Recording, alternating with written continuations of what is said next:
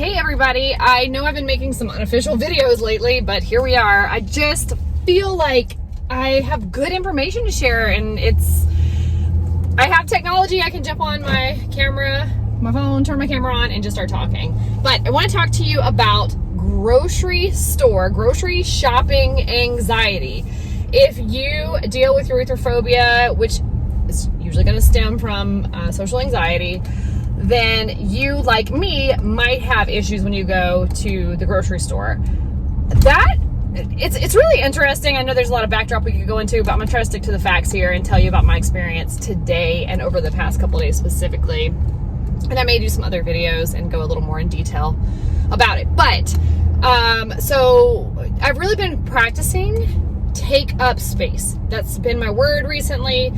Breathe into this environment. You belong in these environments. You can be safe in these environments. Over time, for me, after years of being just kind of beat up and feeling like you're not safe, you don't belong, your voice should not be heard, and you should just kind of be quiet and hide away, I think that's where the social anxiety began. I think that's where a lot of insecurity began. And I think that erythrophobia, which erythrophobia is the fear of blushing, but the actual chronic flushing itself came from the fact that I felt like I no longer was safe in these certain places.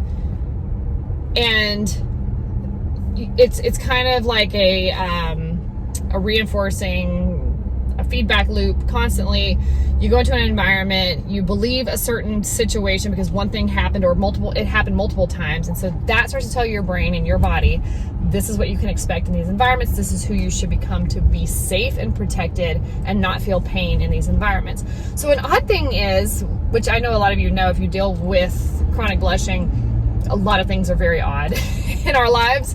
But a very odd thing that started happening for me was going to the grocery store and just feeling like I'm not safe in that environment, and not like physically somebody's going to harm me, but more so that like working with the cashier, getting ready to check out, just feeling like you don't want to have that interaction. You're like waiting, you're with somebody you don't know, there's awkward silence or like awkward conversation or whatever. I don't know. I don't even know how to justify the weirdness around it. I just know that a lot of us experience it. But over the past couple of weeks, I've implemented a lot of different disciplines and systems, and just really refreshing and reframing and teaching my mind. I mean, this has been years of work, but I think I'm finally at the point of kind of breaking through. And I'm seeing that because normally if I go to the grocery store, my adrenals are so taxed. My nervous system gets wound up. It's overwhelming. There's a lot of stimulation. There's a lot of people. I had the baby with me. He's back there. So if he starts making noise, you'll know that it's a child. I had the baby with me, and I just have really been conscious of my breathing when I'm out in public, and believing that I deserve to be here. I have to grocery shop. I have to get groceries. Groceries, living. If you want to live, you should probably eat, which means you should probably buy some food. And at our house, we eat remotely healthy. So I like to go purchase what I need to get for the week and food prep. So anyway, I belong at the grocery store. That's just an errand that I need to run. It's not a big deal. So today I was in the grocery store. I'll insert a clip of like how freaking busy it was in there, because I tried to videotape it because I was going to actually go to a live person and check out and just have that exposure and see how I was feeling when I did that. Because so far things are really shifting in my life from this chronic blushing thing. And I'm telling you all this because it's so hopeful for you that things can radically turn around. And it's not like an all of a sudden moment for me. It feels like an all of a sudden moment, but as you all know, if you've been following the channel for some time, this has been 3 years on YouTube, but like 5 whole years in the making. So anyway, I walked through that busy area, and I was going to get in line, go see a live person, and I was like, well, I will get out of here quicker if I just go to like a self-checkout, and I have the baby. So I just went ahead and went through the self-checkout. But even then, there was such a line of people trying to check out. Super busy right now. And I normally don't come out during this time for groceries.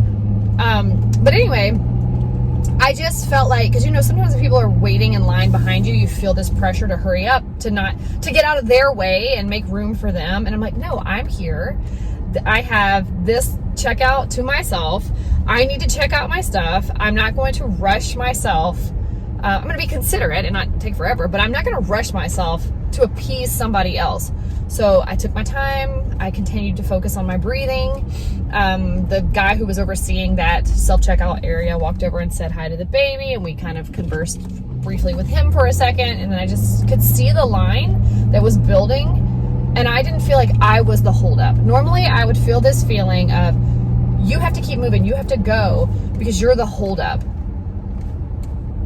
I'm not the holdup. Nobody cares. Yeah, everybody wants to get through the line, but nobody is thinking that much about me and being in a self-checkout line and checking out my groceries. So I just thought that was so interesting that my body could actually feel the safety of, you are okay to check out your groceries. Like, it didn't even feel like I'm talking to you about it because it's a big deal, but in my body, it didn't feel like a big deal. It didn't feel like I was overcoming some huge obstacle. It just felt like I was buying groceries. And that was an incredible feeling. And then quickly, I want to go into what happened yesterday. So this has kind of been our theme this week, and I don't know if I've talked about this in my videos yet. Some things are pre-recorded, so I can't remember if I do like quick videos, quick recorded videos, what I have actually already said. But anyway, it doesn't matter. If you're going to listen to it, you're going to listen to it, and you'll just hear it again. And maybe you'll hear it different the second time or third time or fourth time. But so I went to the dentist. I think I did tell you guys this. I went to the dentist. I got not a root canal. I already had a root canal, but they needed to replace a crown. The crown, when they finished, did not feel right. It just didn't feel like it fit in my mouth properly. And I said something to the assistant hygienist, whatever she was. I was like, this doesn't feel right. And she's like, well, you're still kind of numb, because they had numbed me to get the other one out. And, it has to set a little bit. And so, if you feel any major issues, you can let us know. And I reverted back into old little April. That's like, oh, okay, I don't want to be a big problem to anybody. Let me not take up space. Let me just move on. You guys, you could feel the rush in the environment too. Almost like my appointment had expired and they needed to get other people in. Sorry, there was a bumpy area there.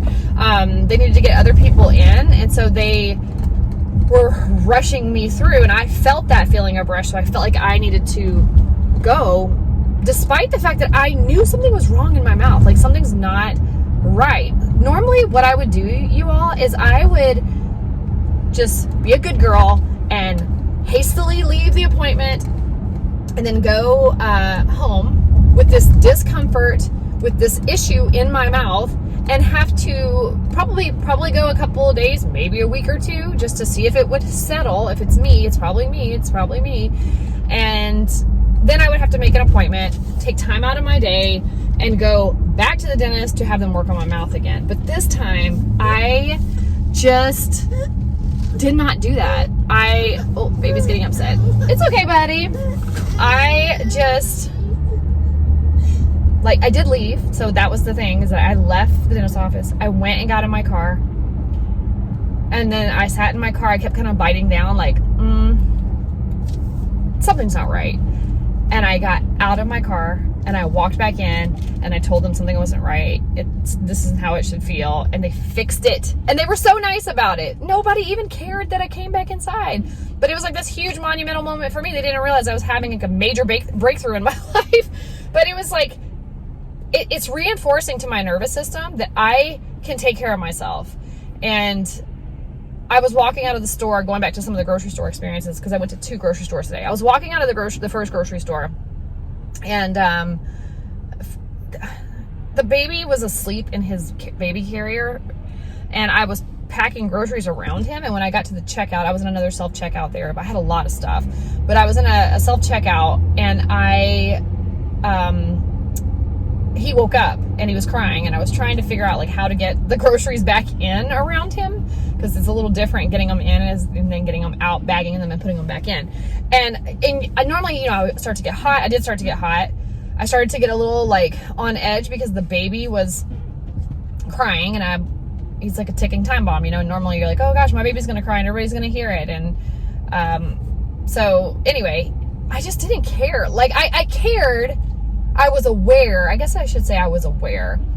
And I just finished doing what I needed to do, and I stopped and I breathed, and I was like, what do you need right now? And I was like, I just need to breathe, and I got to finish doing the grocery stuff. And then when we were leaving out, because I couldn't get all the bags back around him, I was holding bags like in my hands. And as I was pushing the cart, we parked pretty far away. As I was pushing the cart and holding these bags, my left hand had these like glass jars and these bags. So my wrist and my hand was hurting. And I started feeling uncomfortable in my body up in here. And I asked myself, what is your body, what are you telling me right now, body? What are you telling me? And it was like, just that this is uncomfortable. You have a long way to go to get to the car. Can you not just stop and take a minute and readjust those bags and not harm yourself, not hurt yourself? And I just kind of moved the cart over a little bit near like the parking lot area. And I just took the bags and adjusted them, distributed them to where they wouldn't hurt my wrist. And then I just kept pushing the cart. And I thought to myself, I was like, I'm taking time to take care of me. I don't know why I never thought well, I'm sure I know why I felt like I couldn't do that in the past, but I'm taking time to take care of me. Even if it's something like simple of, I need to take a breath right now, or I need to redistribute these bags in my hands because it's hurting my wrist to hold them this way. And that was huge. That was so huge. And it makes me think about yesterday, we went to dinner, my family, except the baby. It was just the older kids. We were going to a birthday party. We were going to play laser tag. And so we decided to go have dinner together first. And our experience was not going so great right off. It just really wasn't going great. There was a wait, which was fine. That was normal during dinner time. But then once we got sat in the restaurant, it had been, you know how you sit there for a while and you're like, we've been here a while and nobody said anything to us, and I don't really see a server anywhere around. So I felt this feeling in my body. It usually is in here. I wasn't turning red, but I feel something happening in here. And I thought about, what is my body telling me? And my body is telling me, we've been sitting here a while and I don't want to keep sitting here. We're on a little bit of a deadline and we've come to have dinner, but we need to get moving here, or it's going to mess up our plans for the evening. So I just, instead of sitting there normally like I normally would, be like, oh man, it's taking a while. It's really taking a while. As if someone's going to come and just like fix the problem. When I'm aware there's a problem and there's nobody around, I can take control of that moment. That is my family's time, energy, and money. And we can take control in a very respectful way also. You don't have to be nasty about it. So I just jumped up out of the seat. Like I could not just sit there. I got myself up and I went over to the hostess and I was like, hey, nobody has greeted us since you sat us. Just wanted to know if we were going to have service today. And she's like, where are you sitting? And I showed her and she's like, oh, okay. She's like, and I guess a manager heard me talking to her and he was like, hey, I'll follow you over there and I'll get you taken care of. Cool. So I took control of that situation and got things moving along instead of waiting for somebody to come to us after it literally had been about 15-ish minutes. It had been a minute. By the time I realized this is taking a while, it had already been a while. And then I looked at my watch. We were still kind of looking over the menu, so we weren't in a huge rush at that moment. And we're pretty patient. And so I was looking at my watch to kind of keep an eye on, like, if it's been another like 5 minutes or so, this is too long at this point. Anyway, the manager takes our order, and so we went ahead and got our whole order in, and then our server came over, and our server just looked really frazzled. He was sweating, like dripping sweat off of his face, and he kept taking his hands and like wiping his face with his hands. This is the food industry, right? Like, we're gonna eat, but this guy's going to help with bring our food to us. And he was sniffling and he just seemed sick. And so immediately my body was like, I don't think so. it's no disrespect to him. It's just, I don't think so. Like, I don't think so. My husband looks at me and he is like, this guy looks so ill. And I'm like, yeah, I'm not comfortable with him serving me and my family.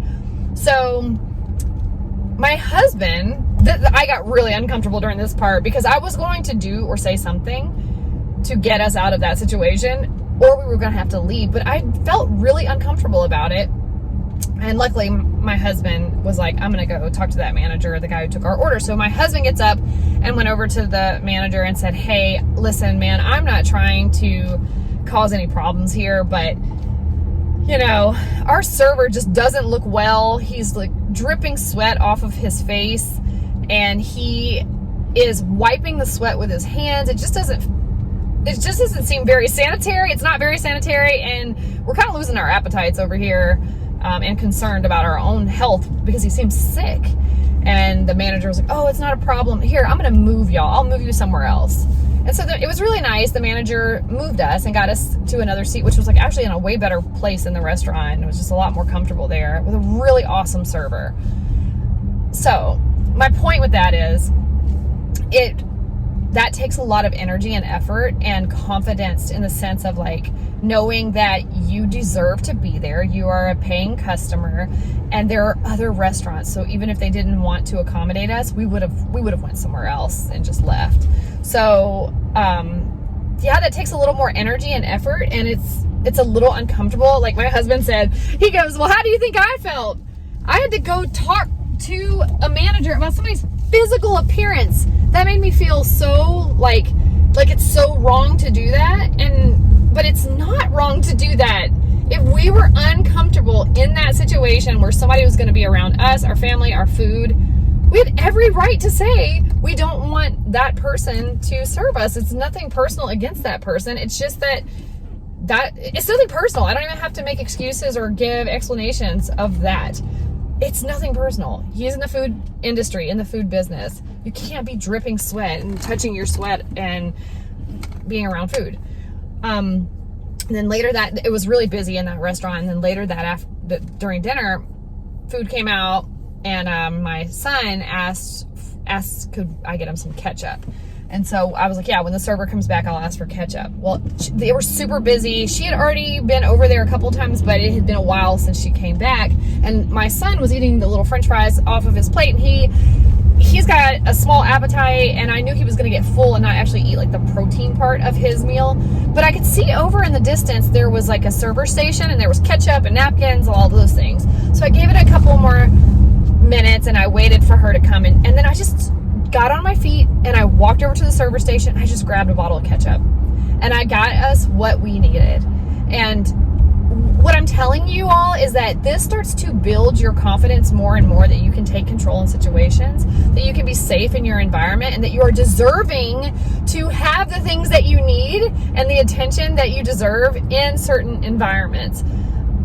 Just taking up space. This is huge. So it started with like the dentist appointment and going back in and telling them like, you got to fix this. I had emailed somebody in the past week.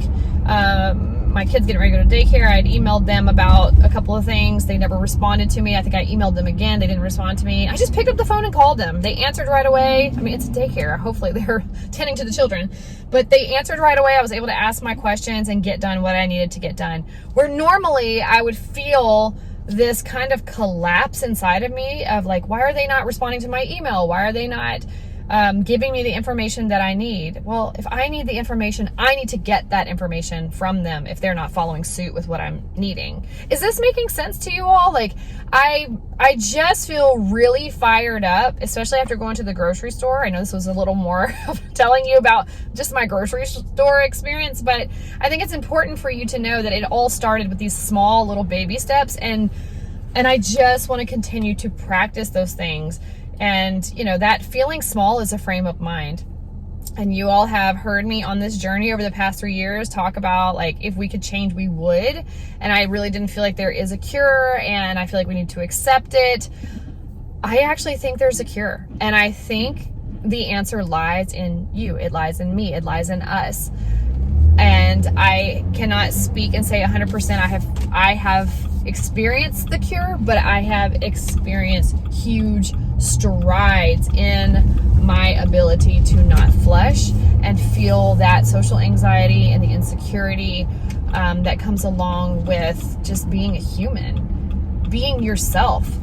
It's about getting back into this state of mind and frame of mind of, I'm okay. I'm okay. I can take up space and I can have my needs met. I mean, it's not that difficult. And when you hear that, I was rubbing his head. I stopped rubbing his head. He gets upset. We're backing in from groceries. But that I can take up space. Rub his head again. So I gotta finish this video. I can take up space and I can demand what I need. You can demand what you need. And for a lot of you that have had a similar experience to me, where you've been in these situations with authority figures that you truly weren't in a safe environment because you risked your livelihood every time that you spoke up, or you made a mistake, or you gave an idea that was stupid, and it reinforced to you the truth for you, the belief for you that you cannot take up space. Just be quiet. Don't make a big deal out of this. Don't cause a ruckus. Don't cause any issues. Or if you've been in environments where maybe with a parent or other authorities, you see that they make a big fuss when something goes wrong, like the server situation. They blow up and they get super upset because something has been done wrong to them and they're a victim to it. And so in order to speak up, they have to explode. And so that just makes you want to be the person in those public environments that is a good girl or boy, and that you don't want to cause an issue. And I'm just trying to be so nice. I want to be so nice because I want you to know that I'm nice, because I have been around people that get really nasty and treat people badly when they are trying to get what they need and want. Whereas what my husband and I did last night, and what I've done at the grocery store today, and what I did at the dentist was, there's no need to blow up.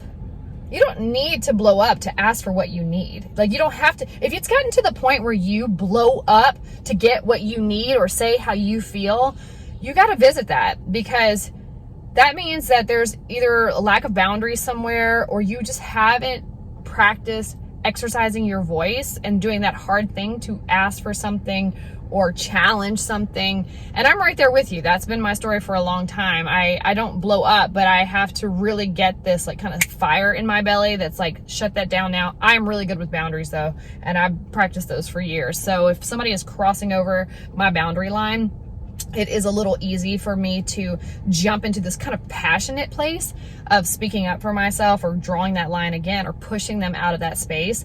And when that happens, it doesn't happen often, but when it does, I always notice I don't flush in that moment. And I remember thinking one time, like, wish I could just be like that all the time, but I don't want to be kind of snippy all the time.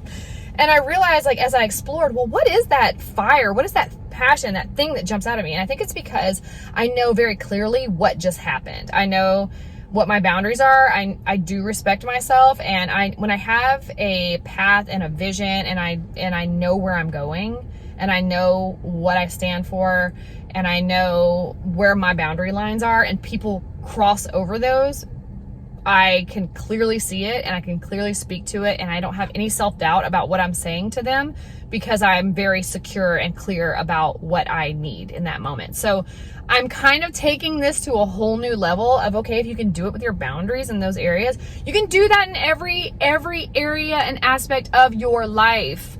So I just wanted to tell you and instead of going back and polishing up a really nice video, this is April on Sunday with no makeup and no hair done and all the things, with a baby in the car, with a trunk full of groceries, because I'm just living life. This is real.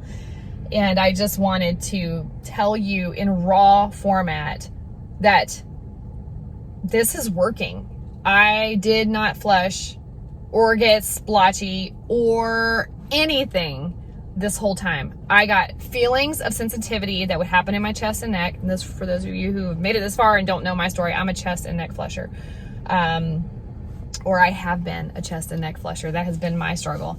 and I would feel tightness there, and that would cue my brain to ask me, what is your body saying to you right now? And each time it was like I needed something from myself. And I really feel like for many years I have needed something from myself, and I have silenced myself, even believing that you should not speak. And I had a friend tell me the other day, I've heard this before, but a friend told me the other day, she's like, you said you chest and neck flush, right? She's like, where do you feel the sensation when you start to flush? And I said, right in here. And she said, well, your throat chakra is there. And think about your throat chakra. It is your voice. It is your truth. It is what you need. It's your speaking. And she's like, you got to let your voice out. You got to speak again. You got to like break through whatever this barrier is. So I am here to tell you that there is hope. I have finally gotten to a place in my mind as I am talking to you all, and when I've told you for many years, 3 years, that I don't really think there is a cure. Hopefully there will be a cure one day. I can clearly say now from my own experience that I think this whole situation with chronic blushing and erythrophobia and skin flushing, it stems from a social anxiety. It stems from some sort of anxiety. And it really has to do with the fact that we have not let our voices come out, and that we're not listening to what our body is saying, and we're not responding and protecting ourselves first because of various things. And I think that really comes down to feeling safe in your environment with the people you're around.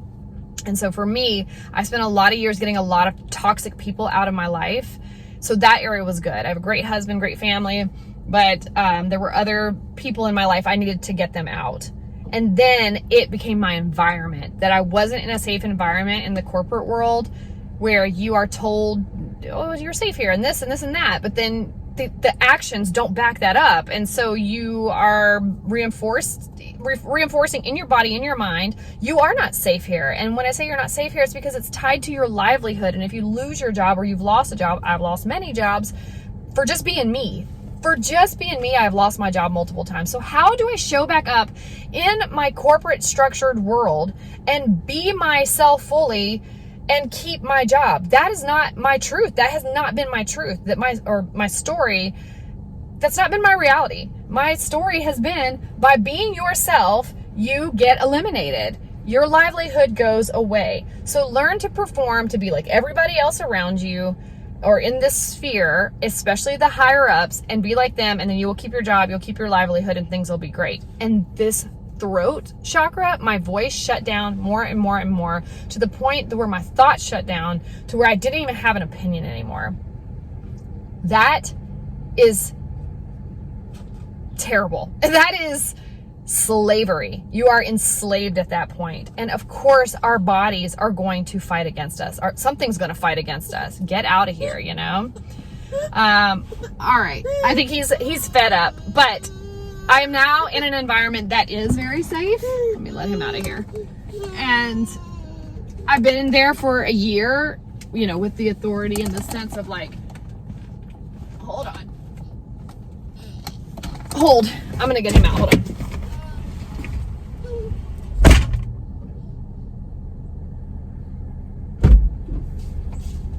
Can you see me? Yes. So in the sense of like, speak up, tell us your thoughts. Like, I've been in meetings at this company that I work for now that's like, April, what do you think? What are your thoughts about that? Come on, buddy. Come on. Hold on.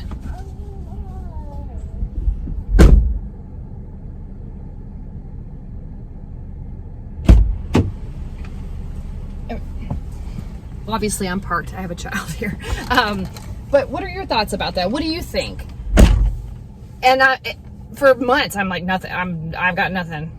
But the more you see the actions of people who hold those authoritative roles, that they're like, I want to hear you speak more. I want to know what you think. And you see them do that with other people, and that people, even if they have bad ideas or their mind is on the wrong track, you're not crucified for that. So over time, again, I've been here for a year at this company.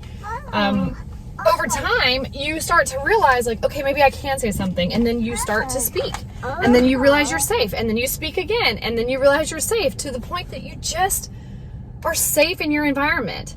So I think that's a huge factor, is that you've got to be around safe people and safe environments to be able to fully express yourself without the judgment, without some sort of retaliation. Because that has not been my story for 19 years. When I entered the corporate world, that was not my story. It has not been my story. And so if you watch the video where I said, what's your story versus what's your truth? So that has been, my story has been that there are repercussions to being yourself. And now my truth is, if I'm not going to be myself, I'm not ever going to have fulfillment. And who I am is enough. And there's no punishment for being who I am. That is my truth. And I'm going to continue to seek that truth out and live that truth out till I die. So I'm 30 minutes in here, but I just had to tell you this stuff. You guys have to know this without me scripting it. You have to know it. Like, this is like us having a FaceTime call right now. Axton's here. Say hi. Can you say hi? Hey. Because we're friends. And we are living this out. You guys have been along for the journey, or if you're new here, you've come to the right place. We are not going to stay this way. And I believe that. I wholeheartedly believe that there's going to come a day in my future where I tell the story about when I used to flush. And I believe that. So I hope you will start working on believing that for yourself, because you are so much more than redness. And you've got so much more to give, so much more to do, so much more to be. And by do, I don't mean like hurried busyness. I mean like thought and expression and creativity and your quiet time, without all this like chatter in your mind about who you are or should be or aren't, and the limitations that you've put on yourself because you put it on yourself based on the factors around you. So it's not just like, oh, it's all you. No, there have been social cues in your environment, most likely, that have helped create this thought process of limited thinking, but you can get out of it. And so it's not so much about focusing on blushing or not blushing, flushing or not flushing. It's about releasing our voices, releasing ourselves back to the world, and really, what is my body telling me? And start listening to what that need is over and over again, putting yourself in uncomfortable situations over and over again until you break through and you believe it for yourself and your body responds. I'm gonna get off my soapbox now. I hope y'all have a fabulous day. Thank you for coming along for the journey. Thank you for being here. And we're gonna let y'all go. And we're gonna go. Can you say bye-bye? Say bye. Like bye. Say bye. Bye-bye. Bye-bye. He's getting so big. He'll be 16 months this month. Say hi. Bye-bye. All right, bye. See you later.